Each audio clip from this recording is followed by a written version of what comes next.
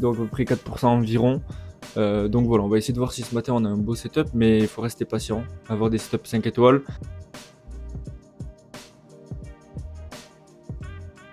Live encore avec les membres. Ce matin c'était avec le public, là cet après-midi c'est live avec les membres. Petit TP sur le Nasdaq à l'achat. Pourquoi je me réjouis pas tant que ça?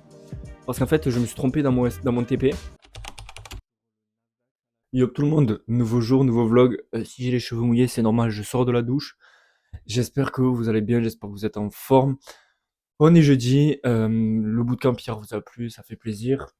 Aujourd'hui, ce matin, live avec live public, parce que demain je peux pas être présent, je peux pas faire de live, le live public ni trader la session même du tout. Donc c'est aujourd'hui, ce matin, le live public. Pour le moment, cette semaine, pas grand chose, je trouve. C'est pas que c'est mou, parce qu'il y a du mouvement, mais j'ai pas de setup 5 étoiles. Et du coup, ben, je reste patient. Toujours à plus 4% sur ce mois-ci. Cette semaine, un TP MBE, donc le TP je l'ai pris à risque réduit, donc je suis à peu près à plus 0,2%, donc à peu près 4% environ. Donc voilà, on va essayer de voir si ce matin on a un beau setup, mais il faut rester patient, avoir des setups 5 étoiles. Quand je paper trade le trade passé, quand je le prenais, ça me faisait un BE ou un SL. Donc c'est des choses qui arrivent, le marché il est impartial, le marché il joue avec nous, donc il faut savoir être patient, prendre que les bons setups qui respectent le plan. Moi je prends que des setups A+, c'est ce que je me dis. A+, c'est quoi? C'est des setups 5 étoiles quoi. On va voir, hier, il n'y en a pas eu. Il y avait une potentielle vente Nasdaq qui n'est pas venue nous déclencher. L'achat Paris US Rand n'est pas venu nous déclencher. Les deux auraient TP, par exemple. Vous voyez que ben, on n'a pas été dedans. Les deux ont touché le TP théorique sans que je sois dedans. C'est le jeu. On l'avait vu avec les membres directement. Donc voilà, on va voir si aujourd'hui on peut faire quelque chose d'intéressant. Il y a d'ailleurs eu d'autres membres qui nous ont rejoints. D'autres membres, là, le prix va sûrement bientôt augmenter. Donc si vous voulez nous rejoindre, il n'y a pas d'engagement. Vous pouvez prendre un mois, essayer. Si ça vous plaît pas, partir. Donc vous avez toutes les infos dans la description. Je force pas trop, mais je préfère vous le dire comme vous êtes les privilégiés sur YouTube. Parce que maintenant je poste sur TikTok, je fais pas mal de vues. J'ai de plus en plus de personnes qui sont intéressées, etc. Donc les prix vont sûrement bientôt augmenter. Donc voilà, vous pouvez profiter de ce prix-là actuellement. Et si vous rentrez à ce prix-là, vous resterez à ce prix-là. Ce sera bloqué évidemment. Donc voilà, il est 8h43. Je vais lancer le live avec les membres. On va voir si on peut faire quelque chose d'intéressant avec les membres, mais aussi ce matin, ce live public. Après, qu'est-ce que je dois faire aujourd'hui? Je dois aller chez le coiffeur cet après-midi, je vais faire ma session d'investissement. Hier, il y a eu le FOMC. Oui, je vais faire rapidement un débrief sur le FOMC avant que je lance le live. FOMC, donc Jérôme Powell qui a parlé, les taux sont inchangés. On s'y attendait, 4,50, les taux n'ont pas bougé. Mais ce qui est intéressant, c'est de voir après le statement, quoi. C'est-à-dire que il n'y a jamais trop de surprises dans les taux, mais ce qui fait bouger, c'est les attentes après. Rappelez-vous, on s'attendait, 94% du marché s'attendait à ce que la première baisse soit en juin. Là, j'ai pas regardé. D'ailleurs, je vais le regarder en direct avec vous. Si vous voulez le regarder, vous allez sur Fed Watch Tool. Fed comme FED, Watch comme montre, enfin comme regarder, et Tool, T-O-O-L, comme outil. Et vous allez voir, ça va vous mettre un petit peu les prévisions des taux. Et moi, du coup, la première baisse était en juin. euh, la première baisse était en juin, donc ouais, c'est bien ce qu'on a. La première baisse en juin à 46%. Et 54%, ça n'a pas globalement trop bougé. On a vu une petite réaction baissière sur le dollar. Ok, donc le marché avait l'air entre guillemets d'apprécier parce que Jérôme Powell a été plutôt dovish. Plutôt dovish, c'est quoi? Ça veut dire plutôt. En général, Jérôme Powell, si vous écoutez ses discours et que vous regardez le résumé, il veut plutôt resserrer l'économie. Il est plutôt lui, il préfère garder les taux élevés pendant un certain temps, quitte limite à ce que ça empiète sur ben, l'économie, tout simplement, parce que rappelez-vous, si on resserre les taux trop longtemps, c'est pas bon pour l'économie.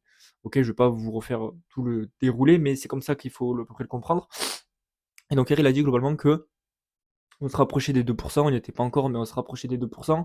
Ce qui était super intéressant, c'est qu'il a insisté sur les chiffres, il a dit que le marché de l'emploi est solide, le PIB reste solide, etc. Donc il a montré que l'économie était solide et donc ils avaient potentiellement, il n'a pas dit ça, mais ça sous-entend qu'il a potentiellement de la marge pour baisser les taux, puisque l'économie est solide, ok. Euh, donc voilà, et puis aussi, ça veut dire aussi que potentiellement, il peut garder les taux aussi longtemps s'il le faut. Voilà, c'est aussi simple que ça. Il a été entre les deux. Il y avait surtout une question qui était intéressante, et c'était sûr qu'elle allait être posée par rapport à Trump, ok. Trump, vous savez que il est plutôt optique de baisser les taux, baisser le dollar, etc., pour que tous les actifs à risque prennent un peu, etc. Et la question a été posée par rapport à Trump, et lui, ben, il a botté en touche, il a dit, moi, je fais pas de politique, etc., etc., ça me concerne pas. Donc, il avait pas l'air a priori trop impacté par ça. faut savoir que Powell, Trump n'a pas le pouvoir de virer Powell avant la fin de son mandat, mais le mandat de Powell se finit dans 2 ans et c'est Trump qui a la main pour soit le virer, soit le garder. Donc à voir si Powell il a envie de rester, de garder son poste ou pas, s'il va devoir écouter Trump. A priori, le marché avait l'air de réagir un petit peu positivement. On a les actifs à risque, donc le dollar qui a baissé un peu, les actifs à risque, crypto, actions, etc. qui ont un petit peu monté. Donc voilà, on n'oublie pas que cette semaine, jusqu'à la fin de la semaine, il y a publication de résultats de grosses entreprises US.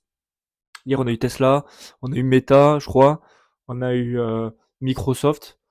Les trois ont pump, enfin, sont partis en haut, quoi, ouais, en pump. Suite à de très bons chiffres, ils ont battu l'EPS. EPS, c'est quoi? C'est les revenus par action. Et aussi sur le bénéfice net, donc voilà, c'est plutôt intéressant. À part non, Tesla alors Tesla n'a pas atteint l'objectif, mais le bon de commande est rempli. Ils ont plus de commandes que de production, donc ça veut dire qu'ils peuvent encore produire. Ils savent qu'ils vont vendre. Bref, donc voilà, je vais pas rentrer dans le sujet, c'était tout pour le petit point actu de hier. J'espère que vous avez compris à peu près. Globalement, pour résumer, Paul un petit peu plus laxiste par rapport à son dernier discours. Il avait surtout dit aussi que le dernier discours, tout le marché, rappelez-vous, s'est cassé la gueule. Mais parce qu'il a dit que le marché n'était pas prêt à ça, pas prêt à entendre ça. Le marché là a été un peu préparé, mais on n'a pas eu non plus de gros mouvements hier par rapport à la dernière fois. À voir. Quand le marché doute, en général, c'est mauvais signe, mais on va voir. Et du coup, voilà, je vais lancer le live avec les membres et let's go. C'est parti, on va voir si on peut prendre un beau trade aujourd'hui, ça ferait plaisir là. Et let's go.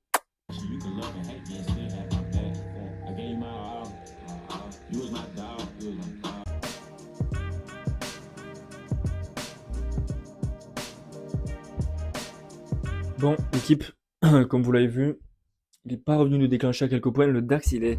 En ce moment, le marché joue un peu, mais le marché a toujours raison, c'est ça qu'il faut comprendre.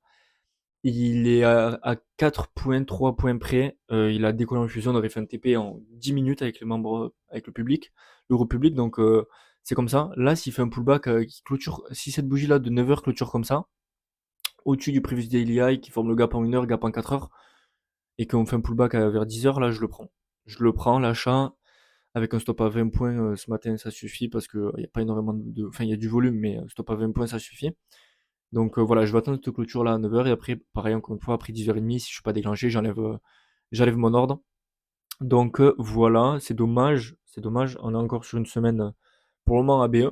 Les 2 dernières semaines sont ABE, mais c'est comme ça. Ok, enfin 3 dernières semaines du coup. Mais la première semaine de janvier était très bonne. Et après, c'est un petit peu stagnation, mais les réseaux nous matrixent trop, dans le sens où 4% un mois, c'est déjà bien. Certes, c'est quasiment une performance qui a été faite en. J'ai fait 3% la première semaine, 1% la deuxième, 0 la précédente, et là je suis à 0,1 ou 0,2. Donc, certes, c'est regroupé en début de mois, mais c'est comme ça, il y a des périodes où c'est moins. J'ai moins de 5 étoiles, donc j'ai pris tout simplement moins de trades. C'est pas que j'ai fait que des BE, etc. Et puis j'ai pris un SL, un TP et 2 BE en 2 semaines, mais j'ai pas pris beaucoup de trades. J'ai pas pris beaucoup de trades parce que j'ai pas de 5 étoiles. Je prends ce que le marché me donne et je m'adapte. Pour moi, ce matin, c'était. Alors, à l'open, il est venu chercher d'abord le previous daily high. Je m'y attendais. S'il était venu me déclencher avant, ça aurait été un 5 étoiles pour moi. Du coup, après, ben. Là, on est quand même sur un bon 4 étoiles. On est quand même sur un bon 4 étoiles. Et si on clôture comme ça le previous daily high, c'est encore un bon 4 étoiles. Donc, on va voir. Je vous tiens au courant si je fais quelque chose. Et voilà, là, j'ai des choses sur lesquelles avancer déjà. Le DAX, il pump tous les matins, enfin pas tous les matins, hein, mais quand il part, il part. Hein. Quand il pète d'un côté, il pète fort. Hein. Le DAX, il a pas de. Il connaît pas l'entre-deux, donc voilà, je vais attendre de voir. Et il est 9h50 de toute façon, dans tous les cas, on se précipite pas. Et je vous tiens au courant si jamais je fais quelque chose.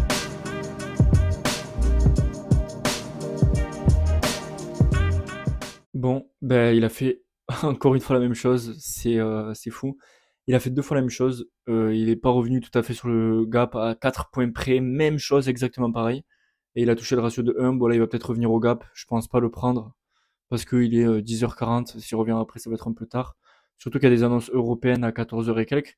Et moi avec We Get Funded, je peux pas être dans une annonce, enfin je peux pas être dans un trade que ça touche mon TP ou mon SL pendant une annonce. Donc voilà, je pense pas prendre cette position, c'est un peu frustrant, 2 fois la même chose.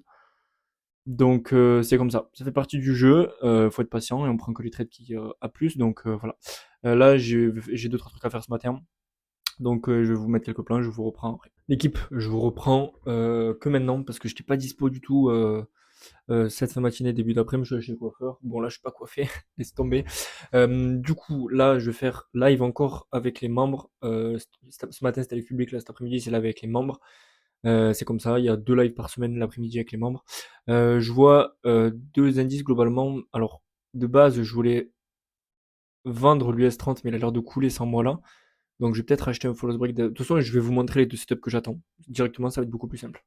Donc là, on est sur le Nasdaq. Je préfère l'US30, donc je vais vous montrer d'abord l'US30. Je préfère à chaque fois trader l'US30. Vous voyez, le S30, j'attendais quelque chose comme ça. Il est en train de partir sans moi. Après, si on vient à l'open directement monter d'autant, ça m'étonnerait. Pour aller en bas, je vendrais. Maintenant, il y a un deuxième scénario, c'est qu'on est globalement dans une tendance haussière, ok? Vous voyez, les derniers jours, on est très haussier, ok?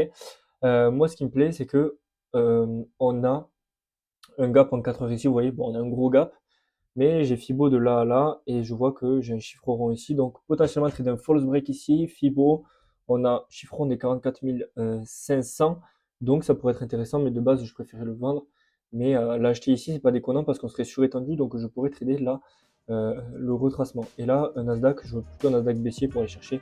On a pris ça pour aller chercher ça, même s'il y a un new daily opening gap. De toute façon, je vais vous dire ce que je fais. Et je vais lancer le live maintenant.